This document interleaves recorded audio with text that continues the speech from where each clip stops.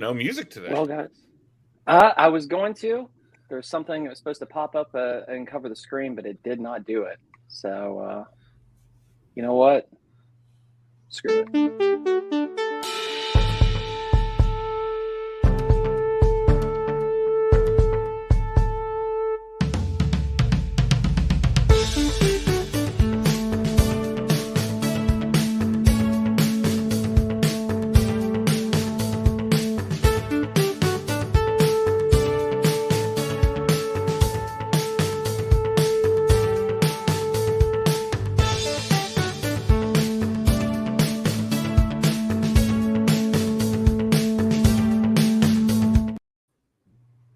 That was great. Thank you.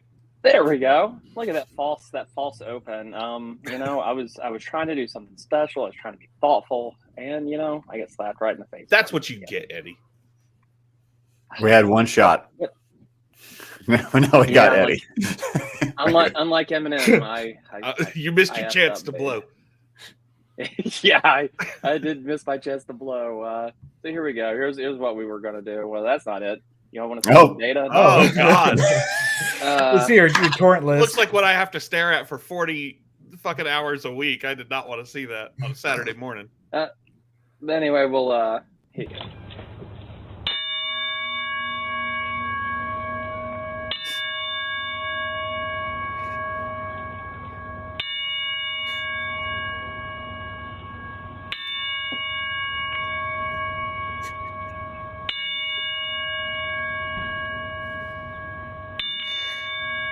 David laughing in the face of Terry Funk.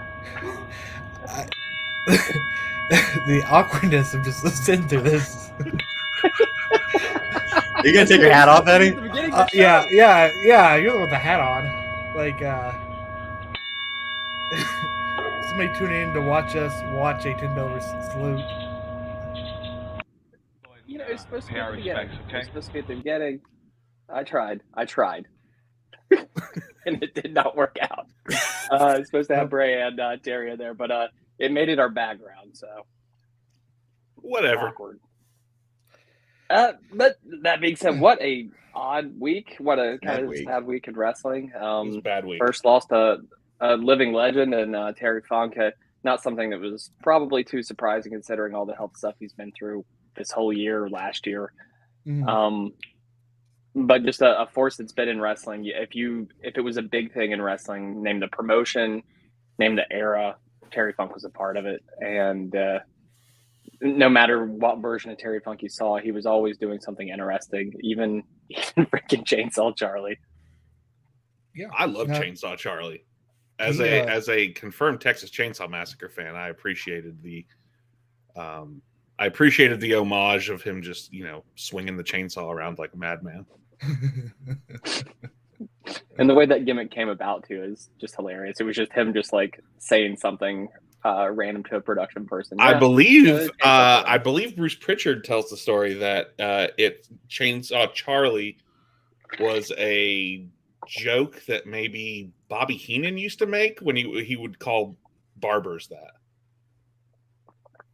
And that's where Chainsaw Charlie came from. Now I could be misremembering that, but I believe it was a reference to it was a joke about a barber calling a barber Chainsaw Charlie.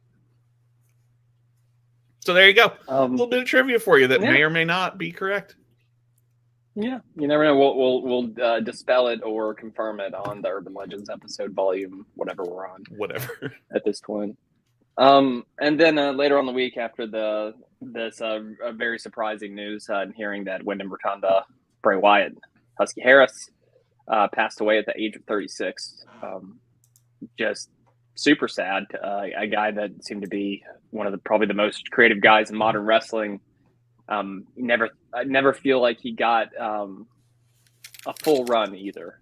He could have probably done even more. It sounded like he was almost ready to come back after an extended illness, and then had caught COVID at some point, and that kind of contributed to his passing. So kind of been an odd week of wrestling. You had the build up for exciting thing and All In, and then these things kind of happen.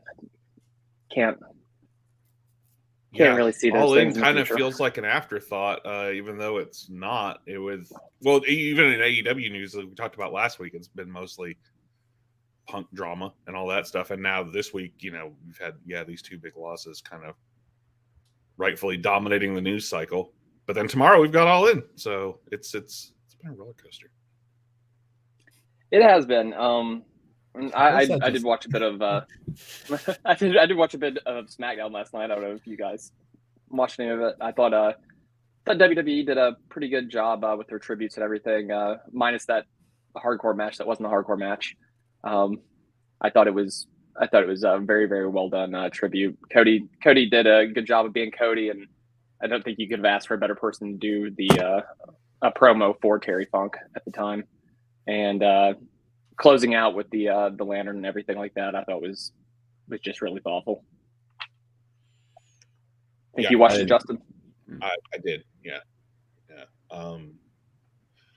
Man, it really that was a gut punch this week. I mean, already the Terry Funk news was, of course, that has the vibe of it's not completely unexpected, and while it's sad, it's not necessarily tragic. It's more of like a thank you for everything, remembering your legacy vibe. And then the Bray Wyatt thing is just tragic. I mean, he's younger than I am. He's younger than probably most of us. Yeah. But I mean, that's insane. 4 kids. When the crowd, after they showed the video in the chair up on the stage, and the crowd started like impromptu singing, "He's got the whole world in his hands," that broke me a little bit. But you're muted, Eddie. My mic was just in there. Yeah, I thought that was really nice. The crowd was into it. It was a big crowd, and you can tell everybody appreciated him. Yeah, sad times. Not one of those unexpected things. I think he's the first or a guy that's on the active roster to pass away in a long, long time. I believe since Eddie might. Yeah. Oh, and Jay Briscoe. And then, You're talking well, about I mean WWE. WWE. Yeah. And then because AEW had Brody as well. Yeah. And that's sad in and of itself there too. With two-thirds of the main Wyatt family had passed in the matter of a few years, and they weren't old guys. Brody Lee was only 41. Yeah, I think about that. It was a promo Bray Wyatt cut, maybe the one when he came back last year, talking about how him and Brody are supposed to be doing Wyatt family nostalgia gigs at indie shows in 30 years or whatever, and it just breaks my heart.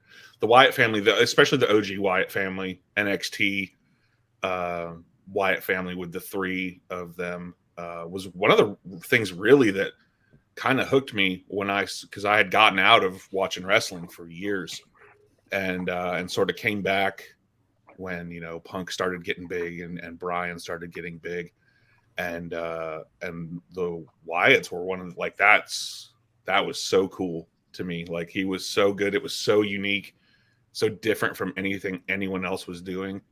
And looking back at it, probably ahead of its time, because there was a lot, this is the PG era. I think, and then the main roster is a lot of hit and miss stuff with him. But yeah, it's going to be different without him, for sure. For sure. I feel like he should have been the guy that's there for a long time, whether he's just doing a couple matches a year or whatever with the Undertaker schedule. But he filled that gap in the kind of spooky, supernatural wrestling, and he did it so well. And there for a while, honestly, 2018, 2019, or 2019, 2021, when honestly there was not like kind of a lot of great stuff going on in WWE. And the Fiend and the Firefly Funhouse gimmick certainly had its low points. I'm thinking Seth Rollins Hell in a Cell match and Goldberg and all that. But when the Fiend when that gimmick was going, like, it was the coolest thing. I thought WWE. It was interesting. Yeah, it was different. It was interesting. And I remember sitting on here with you guys, not Kyle, at the time, but on the podcast talking about the WrestleMania match, the COVID WrestleMania match, the Firefly, that was Firefly enchanting Funhouse match, and how it was just it's one of the coolest, wildest, matches coolest things I've ever seen. I rewatched it yesterday just because I hadn't seen it in a while. It really was. It was definitely a high point of the COVID era, but it was also it was wrestling done meta in a way that it hadn't been done before, and it worked. Like it gave you everything you ever wanted with John Cena. Yeah. In a but then put it all inside of his head, so it's not canon. Like it was done perfectly. Like I did wonder like how it would have been different had COVID not hit. I wonder that too. I wonder if that was always the plan, because it seemed like it probably came like it was so elaborate. I don't know that it could have come together that quickly, but maybe it did. I could see where maybe perhaps like the ending was in front of a live audience or something like that, where you see John Cena by himself and then you see The Fiend and then you get that. Yeah. But I thought as it was just perfect. And then he just deletes him. He just, and then Cena's gone you killed for John a long Cena. Time. Yeah. And honestly, like the COVID era, there was a couple of good things that came from it. If you can say that. One is this match, and the second is the Undertaker match. I don't know that the Undertaker could have had a better final match, especially after those last few stinkers he had, or just super, super abbreviated matches. I think those are the two of the best things that came from the COVID era. This being one of the coolest outside the box matches I've ever seen. I think it's took all that Matt Hardy stuff and made it kind of better. Where his stuff was outlandish, this was outlandish, but it had more of a point to it. It wasn't absurd just to be absurd, like the Matt Hardy stuff. This was like, let's have John Cena experience ego death, and like through a series of vignettes. Yes, and like and exploring the history of major points in American wrestling. And like Bray Wyatt will be your guide through this. Like, no, it was like that was one of the cool things I'd ever seen. Like, it was just and like it's like we'll never see a heel turn, but we got that in there, and it was, it kind of tapped into kind of modern movies in the sense it's like where you can't make a movie now without some sort of Easter egg or reference, fan service and stuff like that. It was a very smart like little story they put together, and it was definitely a high point over like that last couple of years. I'll be real. I would like to. It's maybe a little too raw still. We're not as removed from it, but I really want to like go back and revisit some COVID era wrestling, because WWE and AEW in particular. I mean, there were some swings and misses for sure, but there's some really memorable stuff where they just had to get creative and weird. I'm thinking like Stadium Stampede. I'm thinking of obviously the matches. Stadium Stampede was hilarious. It was the matches we talked about, the cinematic matches. The Sting cinematic match, which I don't think Sting cinematic. I was thinking that one was too. Really good. The parking lot brawl in AEW. Anyway, it reminded me of the Regal parking lot brawl in WCW, which I thought was fantastic. I think it was looking back, it's like the Wyatt stuff, because Wyatt's strengths were very rarely like in the ring. Like he was a good wrestler, he was fine, but he's not Bryan Danielson, he's not Kenny Omega, he's not Seth Rollins. But it was the character stuff. It was the stuff surrounding it. And in the COVID era, that worked really well because you could do a lot of that because there's no audience. Well, and also like with the Wyatt family, they were the perfect like foils or maybe like representations of like Jason and like these large horror characters, just these powerhouses. Like it made a lot of sense that they didn't move super fast and have like a bunch of flippy moves. And those early Wyatt family vignettes, where he's my favorite my favorite Wyatt version is the original Swamp Leader. His Swamp Cult Leader. Yeah. And his promos and in the rocking chair and with the song. And it's just him channeling Max Cady from Cape Fear. Cape Fear. Well, what I love about him one of the too best is like theme songs ever too. Yeah, great theme song for sure. Like, yeah. Like I really loved the Fiend stuff, but what I loved most is like his Steve from Blue's Clues persona, because like you go from this cult leader guy who has all the power to this dude who's lost power but is now taken control over by something else. It's still him. Yeah. It's still Wyndham Rotunda coming up with all this stuff, but he's got, we talk about ego death. It's enough of like a selflessness to him to be like, yeah, I'm going to play a character who's now like completely broken, but there's this other side. And I like that if you look at it as, the storyline, obviously there's ups and downs and there's some shit moments in there. But the character of the Fiend is, I mean, like you said, it's still him. It's a consistent thing going on, because the Fiend's whole thing is, I remember all the people who have wronged Bray in the past. I'm going, like, they're referencing Randy Orton and burning down the cabin, and they're talking about John Cena and defeating him at WrestleMania. Like, there's consistency to it. It's like this entity is still him, because it remembers all the wrongs that have been done to him, and he's going to like avenge them. So it's cool. It was cool in that respect. Yeah, I can't wait to see the end of that Uncle Howdy stuff. If they I'd like to know what they had planned, if anything there.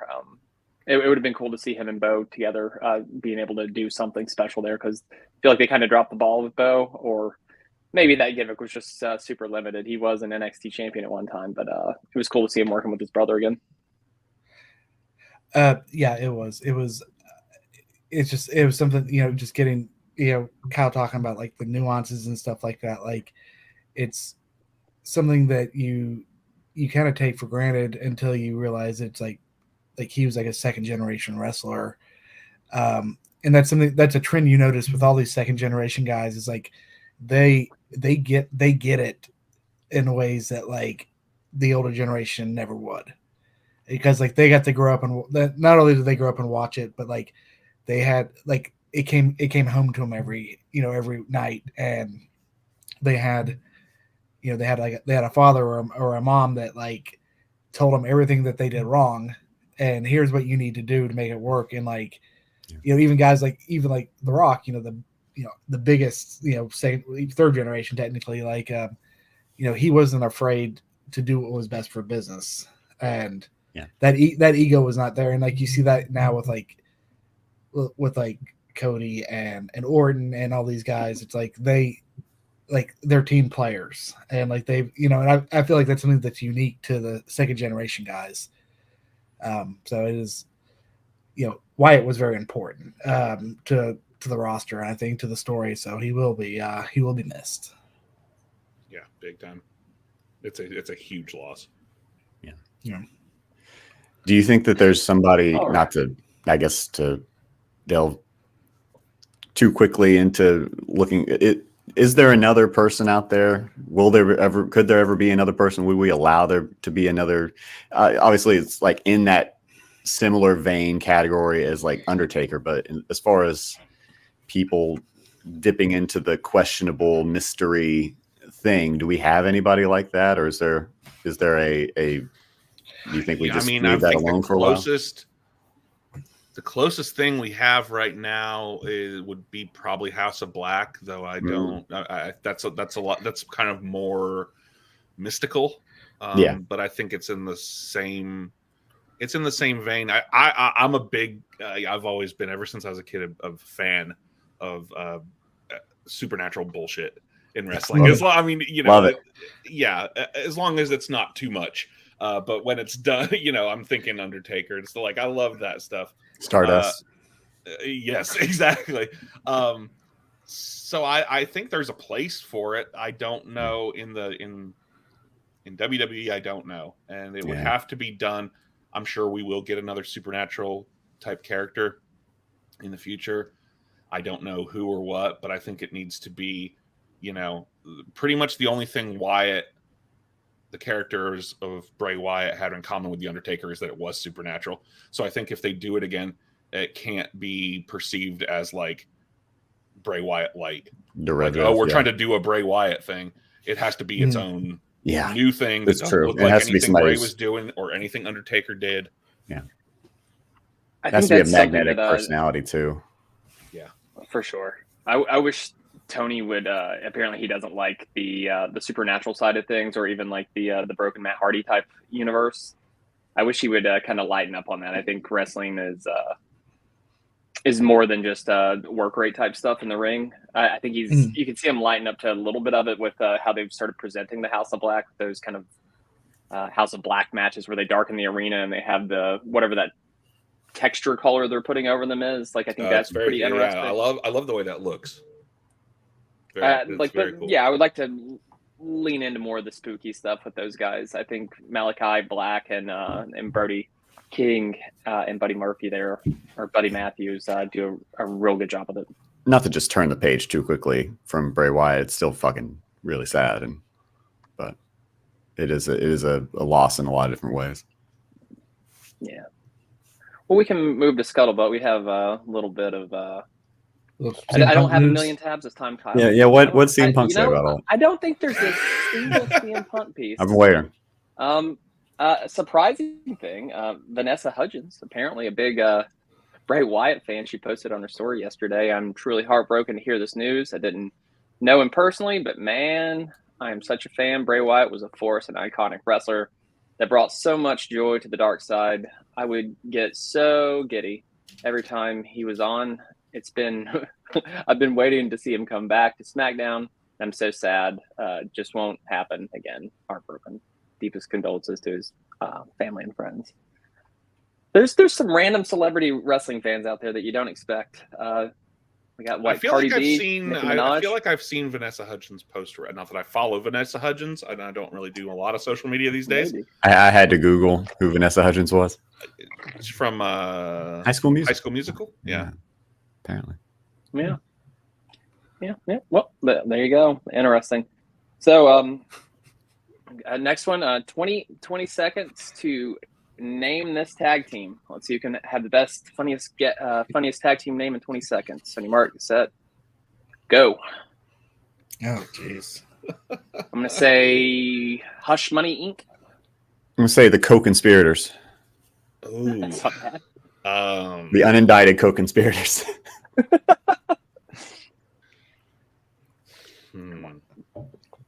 I thought we'd get the best answers possible. Legion of Boom, like boomers. That's fair enough.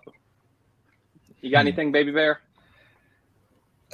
Let's go with Hell to Pay, but toupee is spelled like toupee. That's it. That was great. David is a true Simpsons fan. God bless him. And Crime Time. That Hush Money. There's another Crime Time. Yeah. Hey. McDonald's. Presidential Assault. The Bunkmates. I don't know how far down Twitter you can scroll safely. Whoa, that's make it go away. That's scary. Anyway, moving on. Recently, Tony Khan was talking to the Hollywood Reporter and told that person, what? Maybe. Was he not already dead? Oh, he's still alive. Tony Khan was recently talking to the Hollywood Reporter, and he told his dad that the person he should turn to if he died or something would be Bryan Danielson to book the show. Interesting. You'd heard right before Bryan broke his arm at Forbidden Door in the match with Kazuchika Okada that they had been like, I guess, collaborating a lot more, and Bryan had come up with a lot of creative ideas as far as anything goes. But that's really interesting. I would like to see what a Bryan Danielson book show looks like. I'm getting some breaking news, I think, right here in my earpiece. Hold on 1 second. Yes, I can confirm that Bryan Danielson has been banned from Collision. What did he do to Punk? What did he do? And Bob Barker This is it. He's like, no, he should turn to me for booking. I would like to see a Danielson book show, though. I know the one Rampage that he helped put together that was all champions was probably one of the best Rampage shows. And I think that's ever. going to be. I think that's going to be the next stage of his career. I mean, let's be real. I don't think we have a whole lot of time with Bryan Danielson as an in-ring performer left, and he's already had to retire once. But I think he's going to be a valuable asset to the business for as long as he wants to be in it. Because, yeah, I could see him doing booking, match producing, coaching. I think he's going to be wherever he works is going to be better off for having him there for a long time. This Shawn Michaels learning tree is filtering all through wrestling. Let me ask you this is not exactly about the topic, but more the format of this tweet. Does it diminish the impact of the news when somebody ends a tweet with "Holy shit, wow" in all caps? Yes. Yes, it drives me crazy. Just means they're a mark. Yes. Well, I love it when it's in parentheses too, like just in case you need my editorial on it. My comments. Yeah. It's those overly marquee positive people that no matter what, and this guy's certainly one of them. That no matter what an organization does, that they're just going to be very positive about it and love it, and then shit all over the other group for whatever. Yeah, that's all wrestling Twitter is these days. I do not do it. I can't handle the tribalism on Reddit most of the time, but I gotta get that news somewhere. Speaking of, well, maybe not tribalism, but things that just didn't go as planned. This Trish Becky thing hasn't gone very well, and even Monday, people were just chanting, "We don't effing care." Where did all this go wrong, Justin? I know you've probably been watching more than the rest of us as far as WWE goes. Like, where did this go wrong, and why isn't it hitting like it should? This should be. Easy money. I think we should have had the blow off at SummerSlam. I think them being taken off of SummerSlam was when it really. We were already getting pretty long in the tooth with this feud, and I think if we had a big blow off match, maybe a stipulation of some kind on the big stage at SummerSlam, and have that be it. But ever since then, it feels like we're dragging this out, and we've seen it before, and I think it's obvious that we are. I say obvious. It seems to me to be the most logical thing that what we're building towards as we go into WrestleMania season is Becky and Rhea. However, can't start that yet because it's still August, so we got to find stuff for Becky to do. So I feel like it's just been drug out too long. I'm ready to move on from it. At this point, they're just every segment's them saying the same stuff to each other back and forth. The matches like have an been FTR good. promo. The matches have been good, but sometimes it's just let's move on. Let's do something else. Yeah. What can you do? Hopefully, they can get rid of this and head in for Survivor Series, or we'll get Team Becky and Team Trish. Yeah. Be all right. I mean, they can't. It's not past the point of saving if they're wanting to keep it going, but they got to do something to make it interesting. If this is going to go on past Payback, but I'm hoping Payback is the end. They're doing a steel cage match, so hopefully that should be fun. Hopefully that is the end. And I'll bet the match will be good, and I'm sure the match will be good and fun. They should bring back the Bluebird cage just for that. Just for the hell of it, because it's the best cage. I don't think women ever had a match in the Bluebird cage, so let's tread new ground. Probably cause more damage. This week, it was confirmed that Seth Rollins has 2 fractures in his lumbar spine and has been living with it for more than 4 years. And it doesn't get better by itself; it gets worse. This is that's a lot to wrestle through. A lot to push through for a person. It seems like it's happened a lot to these guys. I thought that the stuff with him and Nakamura so far has been really good. The video package they did. Letting On Nakamura Raw. speak in Japanese was killer. Nakamura, like that's how you do Nakamura. I Yeah. think like do a pre-tape, let him speak Japanese. It was badass. He can speak English well enough to do some stuff in English, but man, let him be charismatic. And when he speaks effortlessly, it makes such a difference for his charisma and his character. It all his lines up. personality really shines through in a way it doesn't when he's trying to speak a lot of English or do an entire promo in English. It's that devious anime character almost from the promo this week. Just him, like the way they lit it, the way they shot it, everything about it was great. This kind of really got good. me thinking AEW did about the same thing too. Well, this paired with Bray passing this week just sort of got me thinking about how like we're probably on the tail end of this era that we've been in for a while, this generation, because this might be, I mean, Seth Rollins even says, I don't know how much longer I can do it. Tells me we might be at the tail end of his career. Becky, I can see following suit. Roman is pretty much part-time already. And Bray's gone. And I think it's just,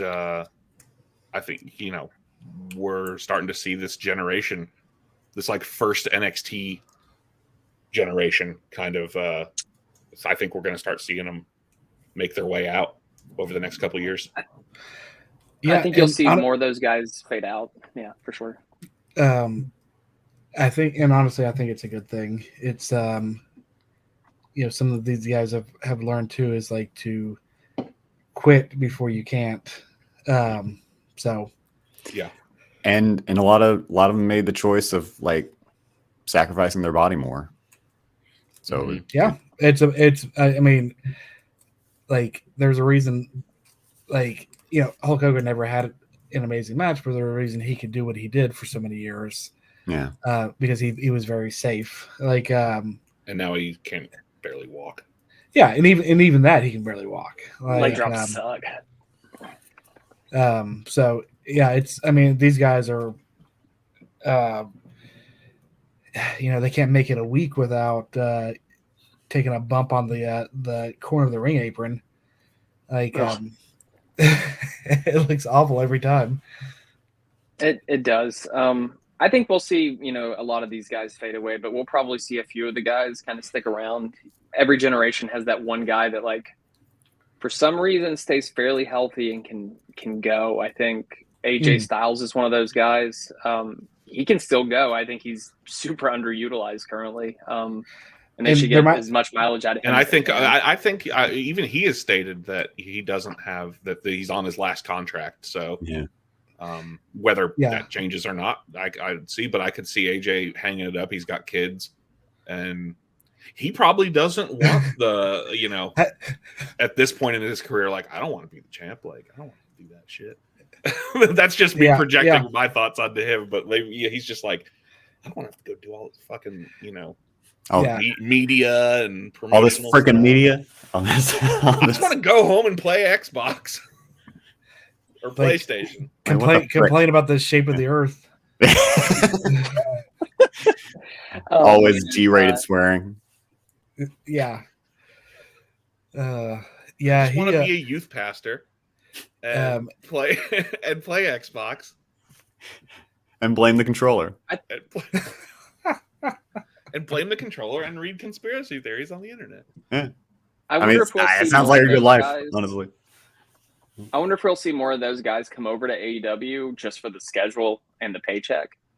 So that they don't have to do house shows. They don't have to do all these things. It's like TV probably once a week since they're splitting the roster, and they get a fat paycheck for it. I think we've already seen it with like the Hardys. It's like TNA was like 20 years ago, read that, Kevin Nash talking about going to TNA, and he said that he worked one day a week. Like, he drove, he got to drive to his job for the first time in his career. He drove 2 hours, did a 6-man tag team. Got a nice dinner and came home, and he got, he made he was like making $10,000 a week or something like that to do that.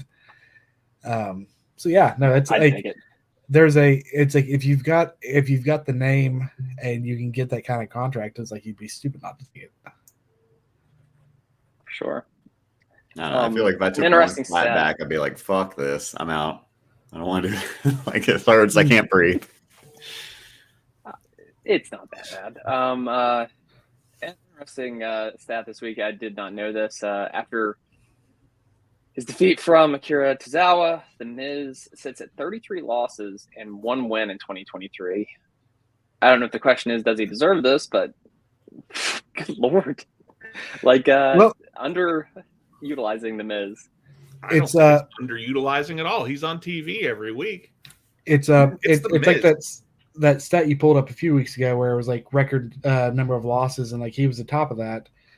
It's like despite that, you know, like he has quite a career already. Like wins and losses do not matter. Now, do they count his win over Shane McMahon? That has to be his one win. Like yeah, I know that Snoop Dogg came in with the save, yeah, but or do they count that loss towards like his quad or whatever? The Miz can lose every single match he's in, and it will not matter in the year of our Lord 2023. Yeah, he has had a career that most professional wrestlers could only dream of. He's a 2-time Grand Slam champion, right? He's got a super hot wife and has been doing this forever. And talk about a guy that doesn't get hurt, who's been around forever. Yep. I still want to see what happens with LA Knight. I think it's a perfect pairing. And I think it is too. I think he is at the point in his career where he is perfectly positioned to work with new and up and coming guys. And I think a perfect pairing with LA Knight. Miz doesn't. I think the Miz will definitely transition. Do I want to see Miz beating LA Knight? No, of course not. But I think the Miz will keep continuing after too. Like he's definitely got a spot. Like the Talking Smack thing was perfect. Yeah, Miz is a lifer. He's somebody he can, you know, like this case here. He's lost 33 matches this year so far. I was like, but if he was to be put in the world title picture on the next episode of Raw, nobody would bat an eye. Like because he is that caliber. Like he has enough credibility in the history that he could theoretically be a threat like to anybody. Like he's a guy I feel like Sheamus, where like you can put him anywhere on the card. Yeah, he could be open in the show. He could be in main event. He could be in a tag team, whatever. Like you put him on. He's a utility player. Like with all that said, I would like to see one more good heel run with him as champion. Like one where he's actually respected during it instead of shit on constantly. Yeah. Like give him one more. Give him one more run to let us see what he can really, really do. I could see him getting like one of those like brief kind of thank you for your service world championship runs they sometimes do. What? Yeah. Legacy run. Yeah. Yes. Thank you. All right. Let's see here. This is fun. In 2014, WWE published predictions in relation to what they thought would happen in 5 years. This is what they predicted. Cena would beat GM. Tommy would win Money in the Bank. NXT will be be level with Raw. Ambrose would have a long title run. And there would be a WWE network. Yep. None of these things happened. Not a single one of these things happened. Ambrose had a decent title run, didn't he? He had a decent title run. I don't know if I'd say it was long. Yeah. The hair. Back when he had hair. Did he? It was more pulled forward. It's the old covering up that forehead. The old emo comb over. Like trash emo. Yeah. Like dirty emo. Goodness. Something I was going to pull up, but I don't think I have the tweet for it too, was the rumor, and we talked about it a little bit last week, of Edge being done with WWE completely and the possibility of him coming over to AEW. I know there's been reports from all the dirt sheets that WWE believes that he's WWE or AEW bound after failing to meet whatever sort of contractual things that Edge wanted. He did put out a video, he being Edge, put out a video saying, that there was nothing going on there. He was just contemplating it. He had a contract extension in his email box. Would you want to see Edge in AEW or Adam Copeland? Not as much. The only thing that I think that I would want to see out of it is him reunited with Christian. See how far that could get him. That's about it. I'd like to see the two of them back together. That'd be nice. Yeah, I watched it. I mean, basically, you've got dirt sheets saying one thing and the guy saying the opposite. So someone's lying or misinformed. And but based on those, what the dirt sheets were saying was the amount of work that AEW and Tony Khan put in to get him to come back in the first place. It could be that he feels like he owes him a run for something. So there could be, there could be something there, but it's one of the things what do you I don't know what he would do in AEW other than team up with Christian. There's really nothing for him to accomplish. Other he'd be a Jericho level kind of guy. I think just right off the bat, when he came back, he said that the two guys that made him want to come back and wrestle again and kind of rekindled his love for wrestling were Kenny Omega and Kazuchika Okada. So I could see him wanting to wrestle those guys. There's a lot of guys that you could have dream matches with, I think, in AEW and a light schedule. And Tony Khan might not be the best booker, but he is good at putting dream matches together for folks. I think that could be cool. And then there is the obvious finishing his kind of legacy with Christian, whether that be a feud with him or maybe a tag title run against some of the best modern tag teams in wrestling, including the Hardys. I don't know if the Hardys can still do anything after watching their most recent matches, but I think those things are interesting possibilities. Yeah, that part of that scares me because I thought about if they tried to do that and then they brought in the Dudleys to try to recreate the TLC with all them at their age now and just how make it a cinematic match. It would have to be a cinematic match. We're getting into TNA territory. Yeah. Talking about this booking. Yeah, I don't think you need that. I'd rather see some single stuff with him and stuff with him and Christian, because him and Christian can still go. The Hardys, they can barely walk. Those guys just look rough. Every time Jeff takes a bump, he looks like he's dying. I think I'd rather about to relapse every time he takes a bump.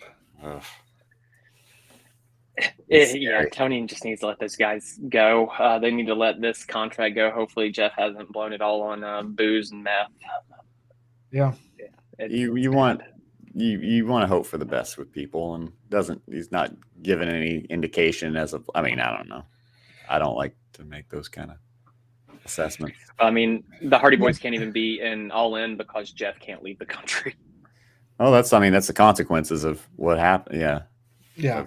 Well, but it's also if he's going to get better, it's clearly there's a correlation between wrestling and his drug use. So he needs to find another job. Yeah, he's one of those guys that didn't get hurt a lot, but he's paying for his past sins, his past bumps now. Yeah, I think I would just to steer it back to Edge. I think I'd rather see Christian in WWE for a short run, a big pay-per-view. 4 to 5 years left on his contract. Yeah, a month leading up to a pay-per-view. It's hey, you're not done yet. We're going to do the tag title run as quick as we can, and then we're going to call it. That's that would be ideal too. But because I was a little surprised whenever Edge came back and then Christian came back to the Rumble, and then that was it. Christian didn't sign a contract or anything. I don't want to see them with different names. I don't want to see Christian Cage and Adam Copeland, whoever. Ledge. Because Christian Cage is so different from Christian. It was layers, man. It's different enough to where it's not this like he's not officially the same character. Yeah. I will say Christian is much better when he's honestly anywhere else but WWE is a single, because he can do what he wants to, and he's one of the best heel promos in wrestling. I think Christian's fantastic. And he wrestles with a friggin' turtleneck. Sleeveless shirt turtleneck. Yeah. So, did you guys see this Muscle and Health magazine? I don't like looking at it. Interview with Hogan? No. So Hogan told this long story about smelling basically death on this kid who was about to die before he's going to wrestle at Wembley Stadium, and the kid didn't just die; the kid died during the match. Just absolutely. Is Hogan a cat that lives in the retirement community? Maybe a hairless cat. Like it's like the one that like comes and sits on your lap before you die. Like Mr. Bigglesworth indeed. Is that who Hulk Hogan is now? There's been some wild Hulk Hogan lies recently, just like unneeded lies. One of the biggest draws in wrestling history, but this mother effer lies about every and anything he possibly can. So put himself over. So has somebody confirmed that this is not true? Everybody says it's more or less not true from what I've read. More or less, this story has changed over the years dramatically, and this is the first time a quote-unquote death odor has ever been brought up. Hogan, what a guy! I think we need a whole episode just on like Hogan lies. We could go through an urban legends episode of nothing but Hulk Hogan and things he said over the years. Yeah. Contradictory lies, apparently. You tell like multiple stories, multiple timelines, the multiverse of Hulk Hogan. Never tells it the same way twice. Yeah. Yeah, and just random things like that time he was going to be Metallica's bassist, supposedly. Yeah. Well, it's not too late for that. And I've seen video of Hogan playing bass. Hogan can barely play bass guitar. Like, it looks awkward. It looks super awkward. Speaking of Hogan, he's really good at typing. Just wanted to share this.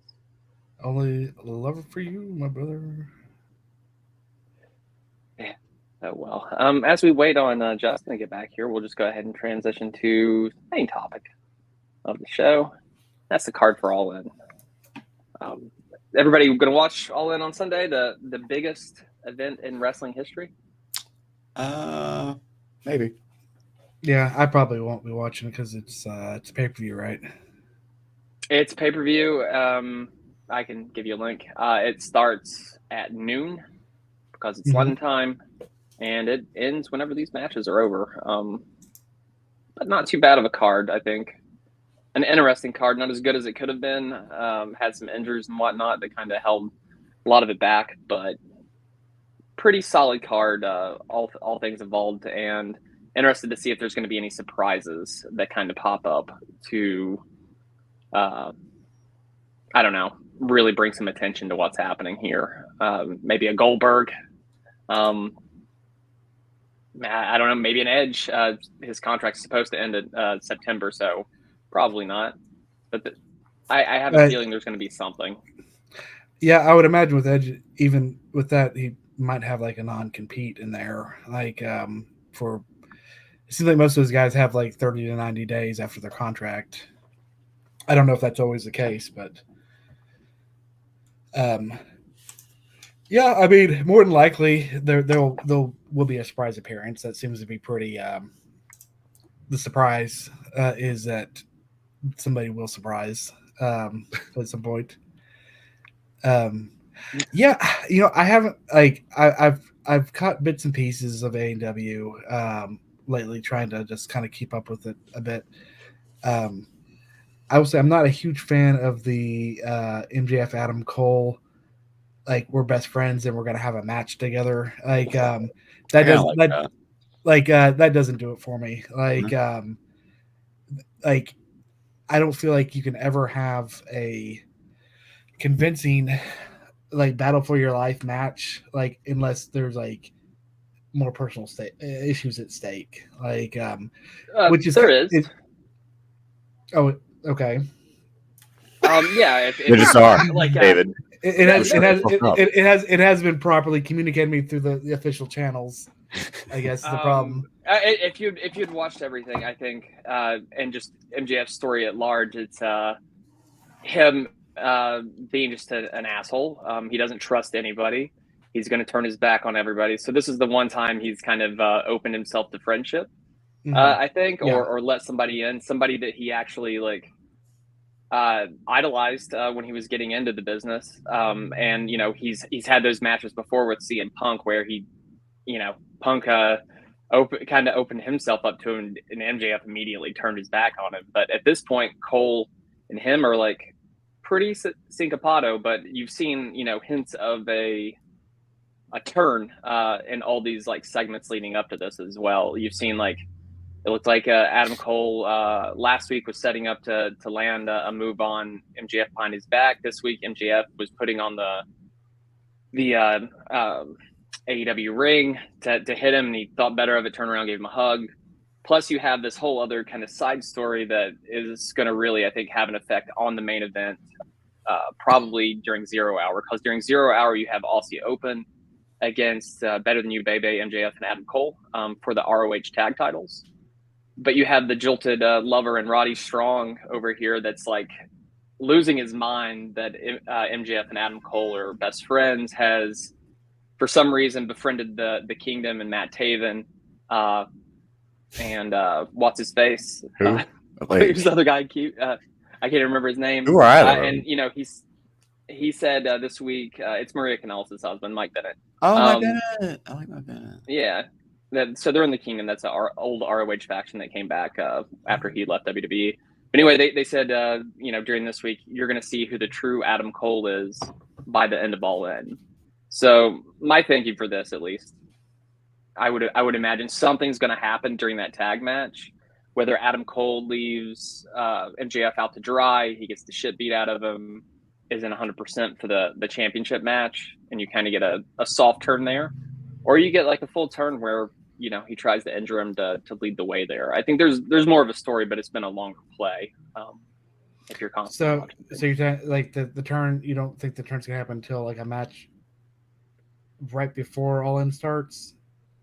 It could happen during the 0 Hour match because they're wrestling two times during the show. They're having a tag match for the ROH titles, so I could see something happening there. So it weakens one of them for that main event match.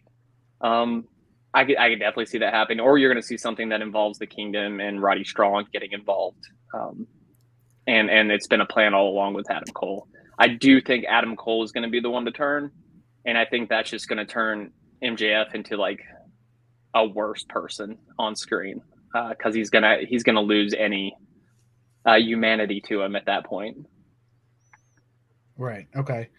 Yeah, and all I was saying is that it's not working for me.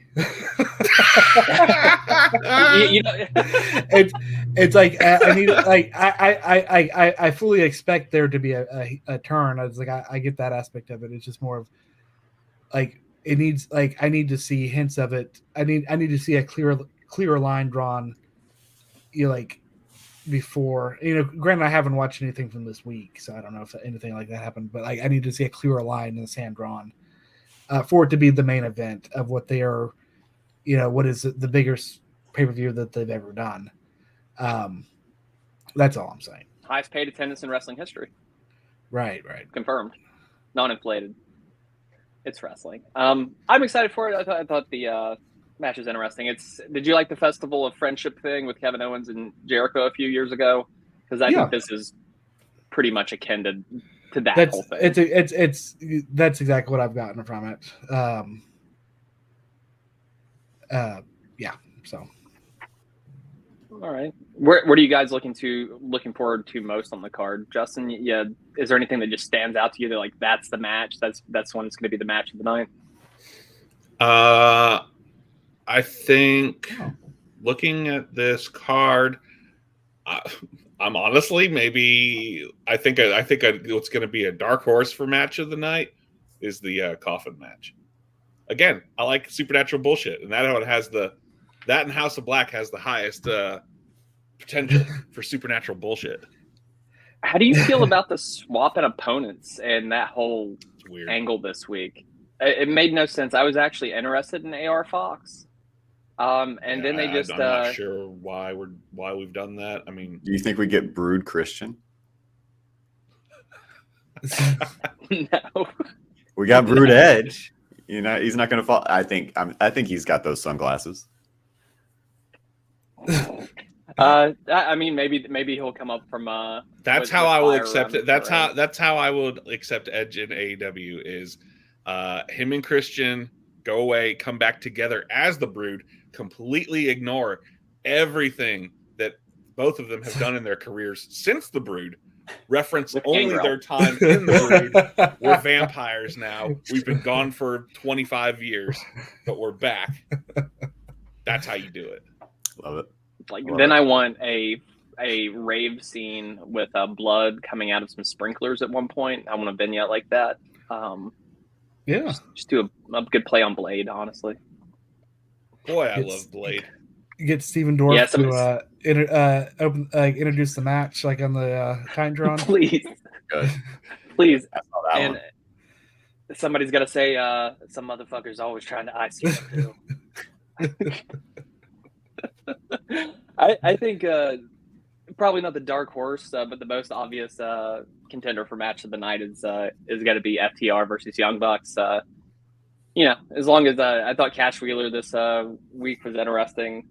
They had the interview with him and FTR and the Young Bucks, and he didn't say a word the whole interview. And I feel like they got roasted pretty badly by the Young Bucks during that interview, and they had no comeback for it. It was just the same old Dax, I love my family, I love wrestling thing that he's been doing for a long time. And it's just, I think FTR is in need of a reboot, and I think the Young Bucks are in need of a refresh as well at this point. But this match, I think, is a good capstone to this feud for a while. Who do you think is going to win? Who do you think should win, and who do you think is going to win? I don't know. It's like I like both of them as a tag team. I think both of them are kind of overplayed. So I don't know if it benefits. Like one of them's getting over. It's like I think they're both like both tag teams are in a position to where like they need to be getting people over to elevate. So it's like they're not doing anybody any favors by having this match with each other. So I don't know. Should they be getting people over at this event though, or do you put your ones against your ones and see who's the best? If it's a good match, then that'd be. Yeah, I'm sure. I mean, I'm sure it'll be a good match, but I mean, as far as like, you think we get CM Punk chance? Maybe in London. That's who knows. Plus, they're going to be in the same locker room with CM Punk, so that should be fun. I mean, maybe you finally get that. Maybe you finally get that thing where CM Punk gets involved and they actually do something with it. But I don't know. I kind of hope that CM Punk is just like sitting in the front row, like until his match. Like he's never in the back. That'd be funny. Just holding up. No intro, just signs with numbers on them, like a judge. Just sitting up in the rafters, not saying anything. Didn't MJF do that during the pandemic era in the crowd? I'm pretty sure. No. Maybe, yeah. I'm pretty sure. Right. There's somebody that had signs in the crowd. All right. Well, let's get with the Sting makeup on, just staring down from the catwalk.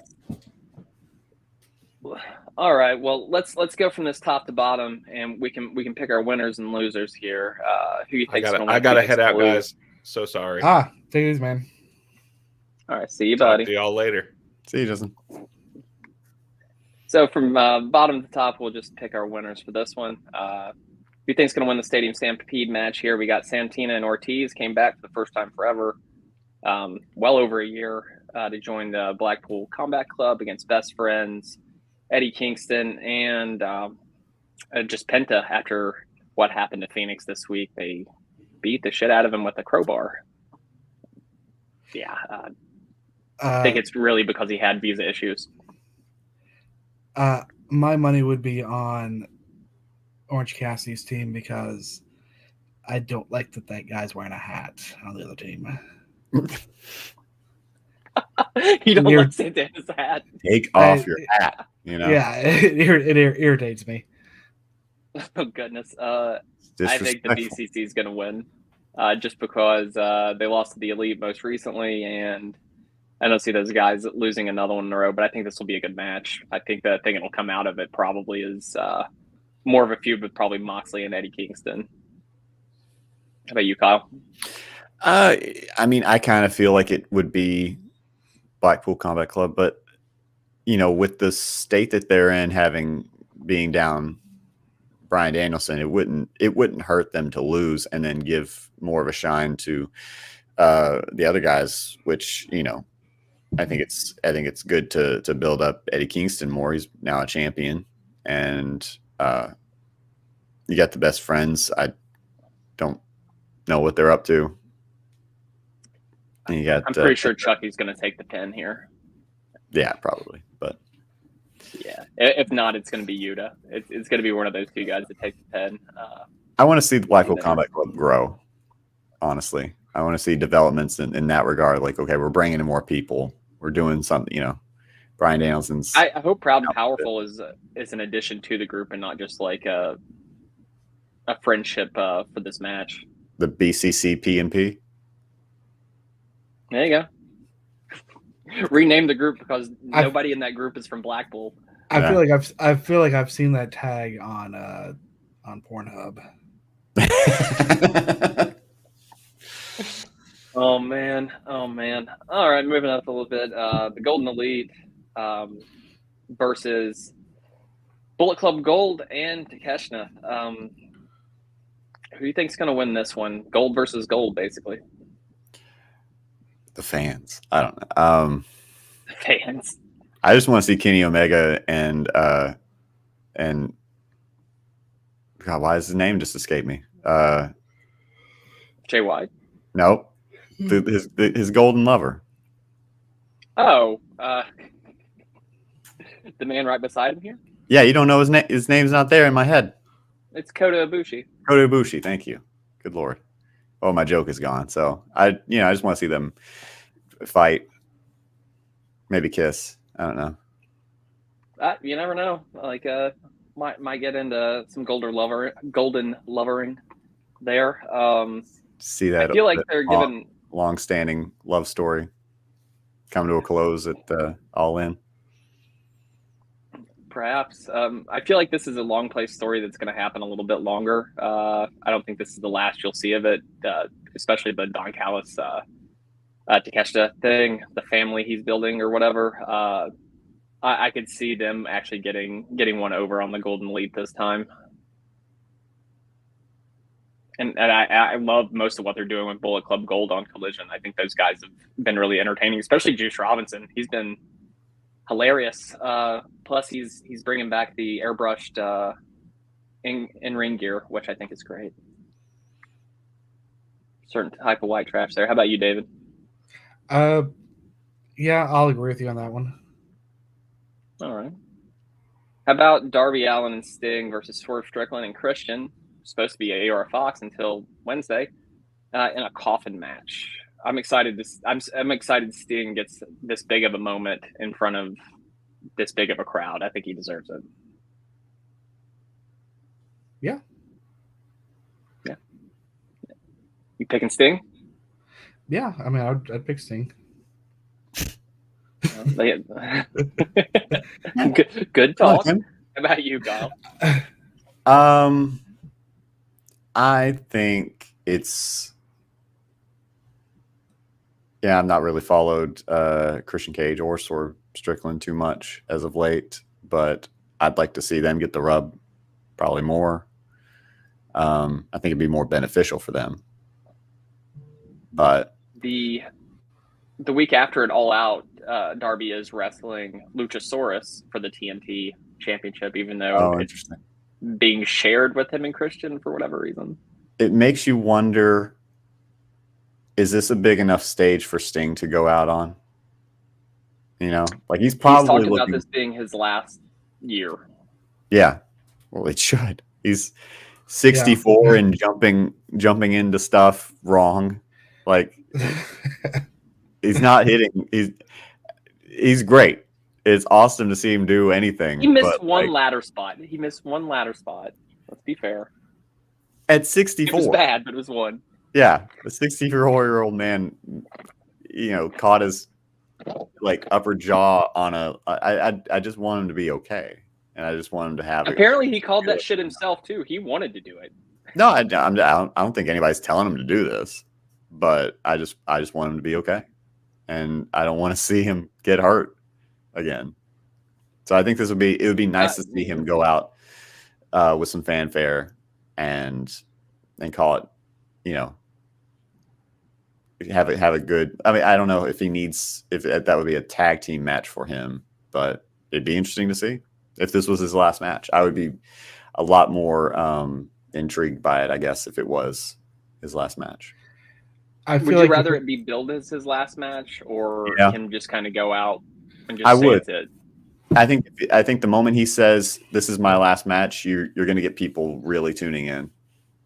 Like when you say it like that, like I think his last match will be announced, but like now I could see him losing, being put into the coffin, and going away for a while to make you think that his last match, and then he has one last little run. Then he comes back where he actually feuded with Darby. So Darby's one who retires him. Like he blames Darby for the loss, and He's too nice. He's too good. I don't know. He's itching to bring Joker Sting back. That's true. He's back. He's back. He did the weird face thing 2 weeks ago. Sting likes. Like he doesn't get to play the heel often. Like he likes, and I know he likes to do it. I think he'll come back and he'll do one little run like that and be put away for good. We'll see though. But if I were booking the rest of his career, that's what I would do now. Like if it's not this year, I would like to see him go away for a bit. Maybe you build something that's a long build to something like this next year, if they're going to do All In and have it be a yearly thing in big stadiums. What do you think Darby's "I'm sorry, I love you" mouthed words would be? You won't see it because he'll be just doing this off the off the turnbuckle. He'll caw like a crow before he does his finisher. He'll take like a Taco Bell hot sauce pack and just like stick it down the back of his pants while crying. Right up his asshole. Hey, that's how you get a boner. I'd be careful. That's how you tell your heroes that they mean something to you. You know, he'll do a face forward coffin drop this time, and after that, really give it to him. All right. You know, this match might have been interesting a few years ago. I don't know how much I care about this match or anyone does. Chris Jericho versus Chris Jericho cares. Chris Jericho he does. Is the biggest fan of this match. He is.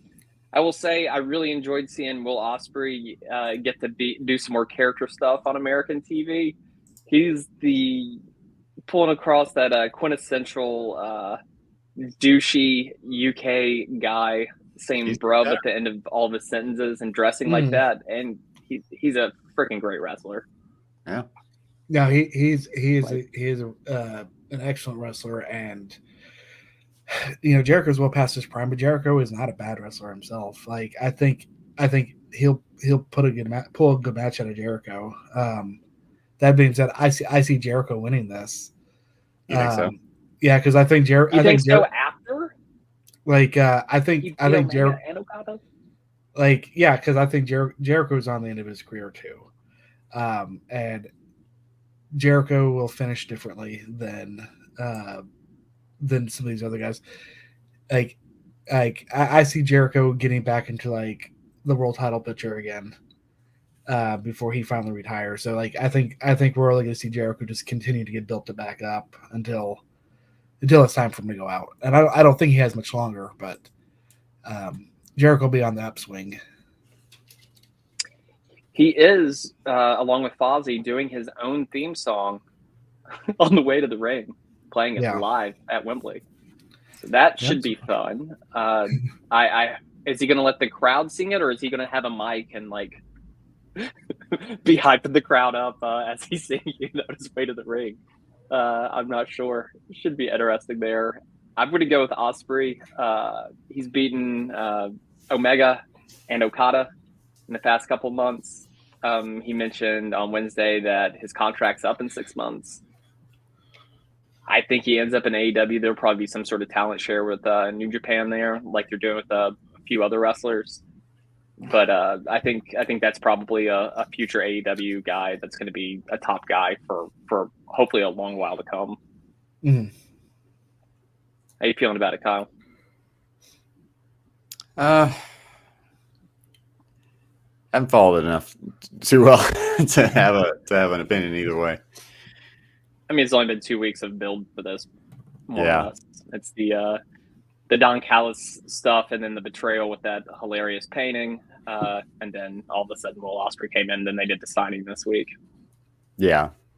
I think it's more of like a showcase match. Like, hey, you want to see these guys? Or it almost feels like a narrative shift. Like Will Ospreay was going to face somebody else. Maybe Bryan Danielson. Maybe, I don't know. Somebody who's on the shelf at the moment. A little breaking news. Bob Barker, longtime host, The Price is Right, and animal rights activist, has passed away at the age of 99. Yeah, we were talking about it earlier. I said it. And that's why he was trending. I didn't know if we confirmed that. I mean, yeah. Yeah, he did. Huh? I beat you. There you go. Unbreaking news. Party style. And former WWE Hall of Famer, right? True. It's true. R.I.P. to a legend. He's not the one we wanted to pass away this week. Let's at least one went to jail. Anybody? I wouldn't say necessarily. I just said, if one had to. Got our trios championships, the House of Black versus the Acclaimed, with the returning retired formerly Daddy Ass, now the badass Billy Gunn again for the trios titles. Billy says if he doesn't win it this time, he's definitely hanging them up. Gets the Acclaimed. I think maybe it's time to move on from the trio stuff with the House of Black and let Malachi shine as a single. I think he's good enough to do so. Might give the Acclaimed a good enough rub to move them along and give Billy one last run. Dude is freaking 60-something years old and is in phenomenal shape and is as over as he ever has been. I think this is a good time to capitalize that on a little bit and also let the House of Black move on and do something else. Yeah, that makes sense.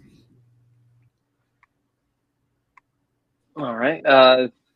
Kyle's favorite subject here, just as he takes a potty break.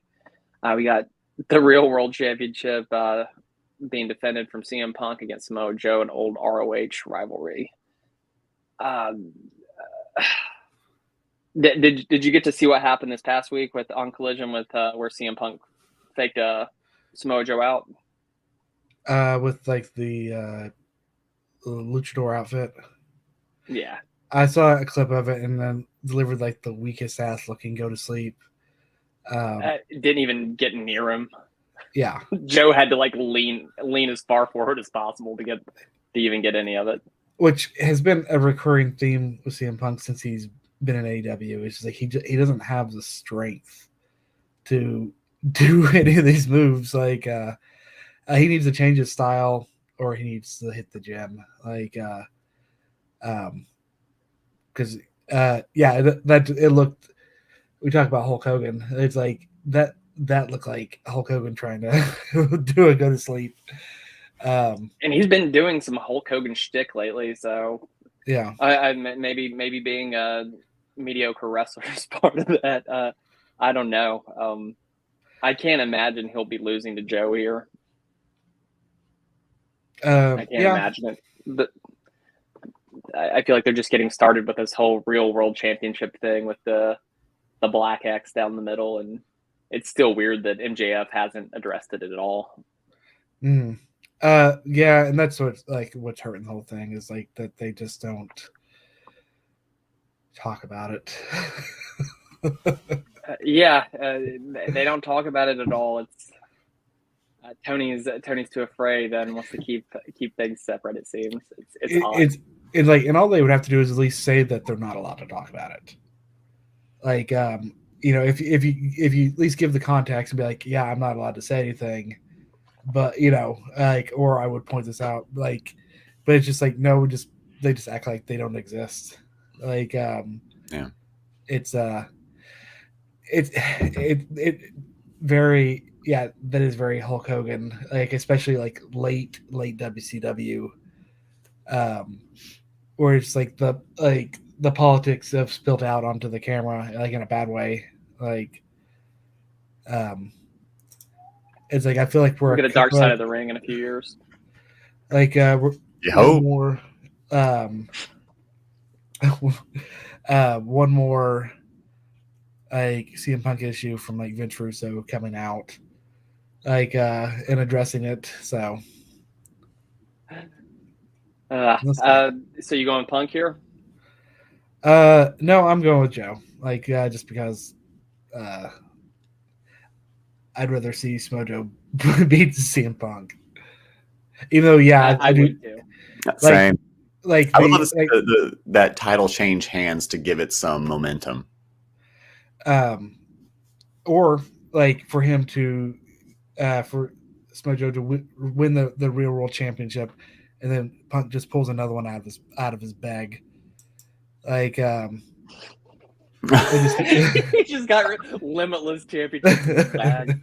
That would be kind of funny. This one has 2 X's. That'd be very funny. Yeah, that would be. Just got to get to the third. Then he's wrestling for the shot, and he just keeps going.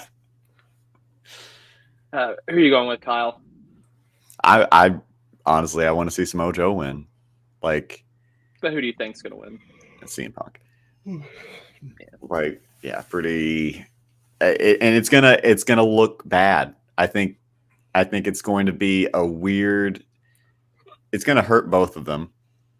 I think CM Punk's going to do a GTS, and it's not going to look good, and it's not going to be the thing that you sell as the end, but it's going to be a rough end, and CM Punk will, I guess, retain. I've got to see some sort of a dusty finish or something interesting here, because this, to me, on paper, this just looks like we just did this on Collision. CM Punk snuck out his first win over Samoa Joe. They were trying to bring back that ROH magic from their younger years, but it didn't quite hit the same. I just want to see something interesting here. On paper, this should be a great match, but I don't know that Punk, like David said, Punk has it left in him, and poor Joe's got to take this, turn it into something, I guess. Yeah, he's like, I don't know if Twisted Metal is going to get a season 2, so I need this. I was so bummed they can't even talk about his voice on Peacock. Right. All right, we talked about this one a little bit. So, who do you think's going to win the rubber match? We got one win to the Bucks, one win to the FTR. Who's going to be, quote unquote, the greatest tag team of all time? FTR or the Bucks here? Who wins this rubber match? I'm going to take the Bucks. I think it's all in. It's 5 years later after they helped start a revolution in wrestling. I think they're gonna put it on them. Either way, I don't think this is necessarily over long term. I think this is just for now. I think it'd be very, very interesting if you did see an interaction with CM Punk. Mm-hmm. Like, it would be the place to do it. If CM Punk lost his title, then maybe he would. It's just booking and wild speculation, but fantasy booking. I mean to say, but yeah. Keep in mind, Kyle. Keep in mind, a week after this is All Out in Chicago. They have another pay-per-view. I wonder if we get some fuckery just to sell us on the idea, like we will conclude this next week on All Out, so pay for that too. Is this another pay-per-view? Yeah, they're both pay-per-views. This is $100 of me. They're going back to back. Yeah, that's something I'm not crazy about with them either. Is their put it on HBO Max or whatever. Quick ass pay-per-views. I'll give you a month. Tony put that over this week. He really really put over formerly HBO Max, now Max, as his favorite streaming service and the streaming service of his partners, yada yada yada. And he would love to see AEW on there. WWE's conditioned us to not want to pay $50 for pay-per-views anymore. I shouldn't have to. Yeah, I gave you $5. I picked my time of when the window of wrestling stuff I want to watch, and pay-per-views that might come on, PLEs and some random soccer shit, I guess. I don't know. And yeah, like this is the world we live in now. This is not $50. Like, can I get enough people over to my house and the only PayPal me? I'm cheap. Oh, I agree, Kyle. The only soccer I ever watch is like whenever it's on at a Mexican restaurant. It's not fun to watch. It's not. It's pretty boring. It's fun to play. I do like seeing a soccer match. Like that can be pretty tense when the audience builds toward there being a potential goal, and then there never is one. But there's never one. It's the most edging sport you could watch. Like when it happens, it's explosive. Yeah. No, I mean, that's the world. The rest of the world loves it. That being said, there's not a lot of sports that I watch that I find just absolutely captivating either. Like, and basketball sometimes can be fun. You get those fans for wrestling. Like we're getting a football crowd for wrestling and All In. That's something I'm very excited about. I like that energy of the crowd. That can make a different type of pay-per-view. Yeah. No, I mean, like, this will be a monster crowd. I mean, it's it's somebody who's been starved for live wrestling events for most of our adult lives. Yeah. So like no, I mean it'll be a hot crowd for sure. I hope they reward them. I hope they reward them. I don't want to see a deflated crowd like we got at the end of WrestleMania. I want to see something ending up on a big note where people want to stick around. I mean, I enjoyed that. But I would like to see this moment for that crowd. Like that's. I love the rubber chicken for Cody. I love feeling the air get sucked out of a room. Like it made me laugh right away just by how disappointed people got. Like just not to be that morbid or I guess whatever the word would be, misanthropic. But no, I did it's the same kind of reaction seeing like Shane McMahon tear squad. It is a little bit misanthropic, I guess, but like it's just like y'all thought this was something else. This is now they got you. Yeah. Selling a bunch of tickets for WrestleMania 42. They've already sold a record amount of tickets, and the prices are freaking steep. Yeah. Steep. Don't have Kyle to hook us up this year. All right, got the AEW's Women's Championship match. I think they put the belt on Shida just so she can pass it off here in this match. I've got to believe Saraya wins this in her home country. First match there in almost a decade, I think. I think that's the hometown hero you get. They were really hoping to highlight Jamie Hayter during this pay-per-view, as well as Pac, but both of those folks got injured. Pac very recently. So I think this is the hometown person that really goes over. That makes most sense. Is she a heel right now? I haven't been following. She's a heel, yeah. She's with the Misfits with Tony Storm and Ruby Riott.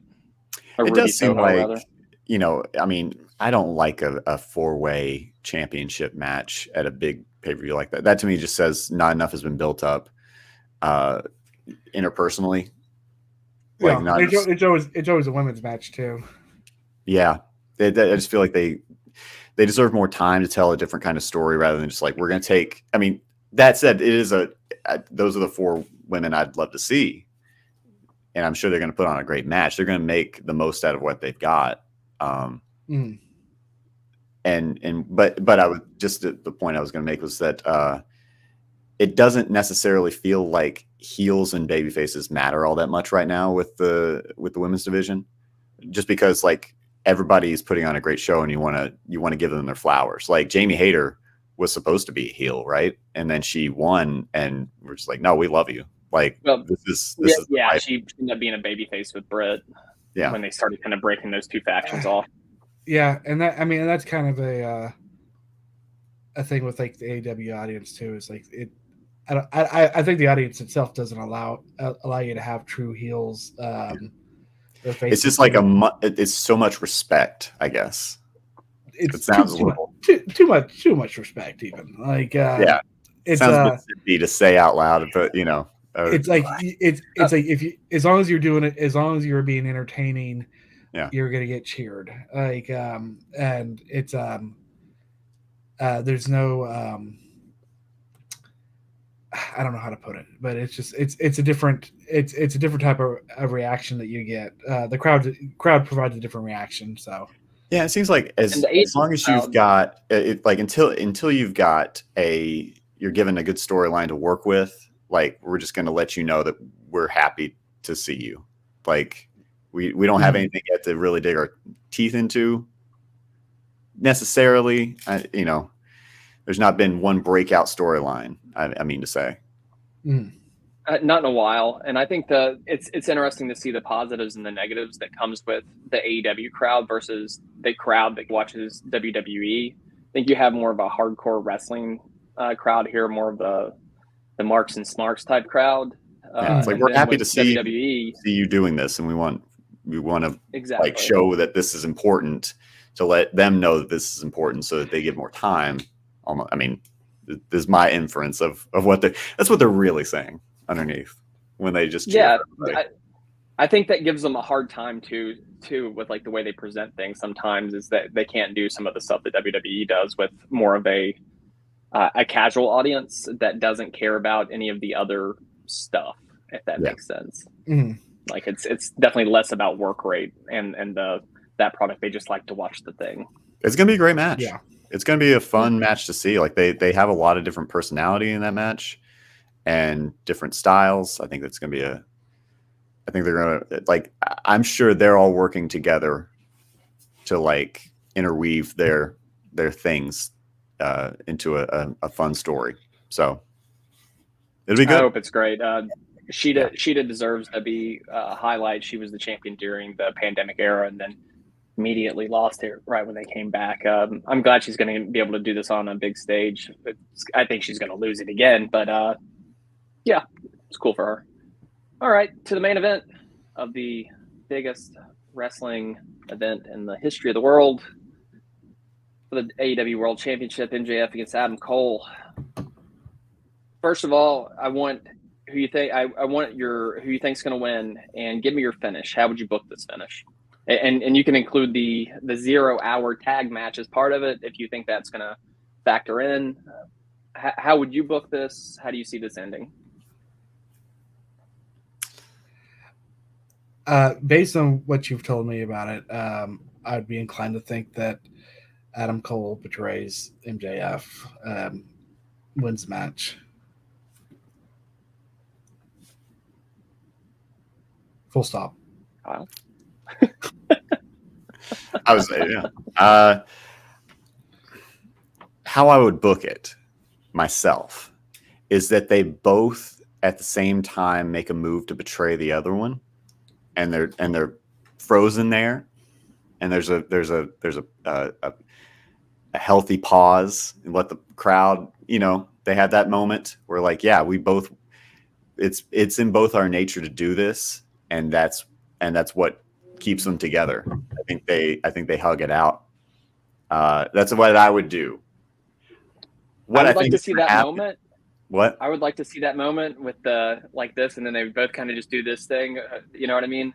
And It's then like- right behind MJF comes Roddy Strong with the old low blow or something. Like it's like a double fake out or a triple fake out almost. Whoever turns on the other needs enough actual heel heat from it for it to mean something, because like that tag team means something now, and I think you've learned in the time of the Bloodline that you can stretch this out and people will go for it, like without being too much of like a marketer in the background, the bureaucrat thing. It's like, I'm sure there's got to be somebody, Tony Khan's got to be like, God damn it, where's my Bloodline? Like, where's that thing that people want to tune in every week to see? And if you kill that, then you better reap the whatever the opposite of benefits is for that character. Yeah, the heel benefits of whoever actually does turn. I don't think MJF would get that if he turns. If Adam Cole does it, and we get the Undisputed Era reformed as true heels, I'd be okay with that. But you got to bring back. I can't not fantasy book this, but like you've got to bring back all of them, and fuck those other guys. Like Mike Bennett, I don't care necessarily what he does, but I need. You don't care about him. You don't care about the Kingdom. I don't care. Yeah, I don't care. Why are they there? It doesn't matter to me. But the Undisputed Era, like the full 4 Undisputed Era with what's his name? Again, names are just gone. Roddy Strong, Kyle O'Reilly, and then the folks where's the Lia guy? Can't remember his name. Bobby Fish. Bobby Fish, yeah. Jesus. He only matters if I can hate him, He's easily hateable. Easily hateable guy. I would love to see that. I think you could do a lot with Undisputed Era. Those guys work incredibly well together. There's probably still magic left there. Obviously, all those guys are really, really good at what they do. If we get that sort of reunion at the end and a turn on MJF, yeah, I'd like to see that. I think no matter what happens, yeah, if they turn, I think they should probably spin that coin on the lead-in, the tag match, just so you're like, oh, some real developments have happened. I wonder how this championship match is going to turn out now. I better pay for I may not buy it, but if that's a good turn and story development during the buy-in, then I might go ahead and get it. It's like the I think you're definitely going to see something there. Sunday Night Heat before the pay-per-view. Yeah. More or less. All right. Well, that is the card for All In. I'm looking forward to it. It's going to be interesting to see how they spin this, especially into another pay-per-view in less than a week with a very similar name. I hope they do something where we are drawing on that CM Punk Elite thing. I don't know if we'll get it, but I think doing it in Chicago at the event where the whole Brawl thing happened last year, I think it's time to do it. If nothing else, put it to bed. Like they don't have to make a full thing out of it, but like address it and put it to bed. Because to act like it's not a thing just makes it more. It's so distracting to anything else they're trying to do. They need to address it. They need to be men, and they need to be businessmen, and get it out of their system. Agreed. All right. Well, that's the end of another episode of Blue Bar Cage. Listen to me. Hardly any CM Punk talk. What? I was like looking at Eddie's shirt this whole time, and like I know it says loose cannon, but like in my head it was like I really hope you lean back, and it just said like loose pussy. Like, Well, I mean, that would make the back of it even weirder. Let's see here if you can see it.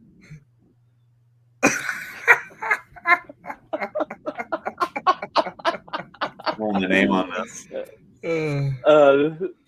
Dear Lord. Any last thoughts here before we get off? And big week in wrestling. Got Collision tonight, and we got All In tomorrow. I believe Collision's taped, and there's a lot of really interestingly put together multi-man matches tonight for Collision. That makes no sense. So any last thoughts there, Baby Bear? No thoughts. Zero thoughts. How about you, Keelan? I just noticed there's like a cord running very redneck like out of my office. So now I'm all self-conscious about it. Yeah. You need that Ethernet cable, to make your stuff work. I don't have a lot of thoughts is what I'm trying to say about AEW right now, I guess. I hope they have a good, they deserve a good pay-per-view. Their luck just does not tend to work out for them in these big moves, but I think however it goes, like the people involved will make a memorable pay-per-view. And their pay-per-views are usually really good. I'll catch the highlights and it'll be fun. And then we got All Out. So if they're not building some multi-tiered storyline, then they're leaving money on the table. I hope they make the right moves. Me too. Well, here we are at the end. I'm your host, Medium Daddy Cool, saying for Justy Rhodes, Baby Bear, and Keeley. Remember, life isn't a matter of milestones, but a matter of moments. See ya. To contact us, search for and like us on Facebook. Follow us on Twitter and Instagram at BlueBardCage, or send us an email at bluebardcage@gmail.com.